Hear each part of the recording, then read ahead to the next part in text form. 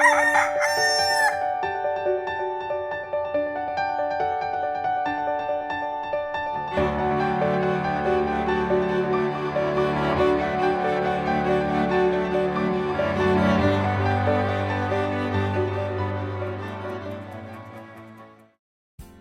umaga po kapamilya, ako po si Father J-Boy at tayo na po at magkapet pandasal.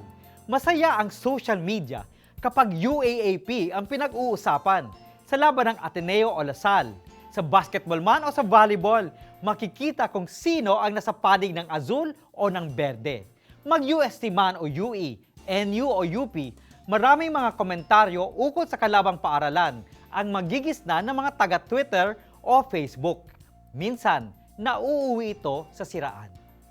Isa sa mga ito ang litrato ng isang babaeng nakalasal na jacket na nagpa-picture kay Kiefer Ravena na taga-Ateneo. Ngunit nakakamao ang kanyang buong daliri maliban na lamang sa kanyang hinlalato o middle finger. Hindi siya taga-Lasal at taga-ibang paaralan pala ang babaeng yon. Ito ang masasabi ko. Sa panahon ni Alexander the Great, may isang sundalong laging umaatras sa anumang pakikipagbakbakan. Sa kasawing palad, pareho ang kanilang pangalan. Ito ang ikinahiya ni Alexander.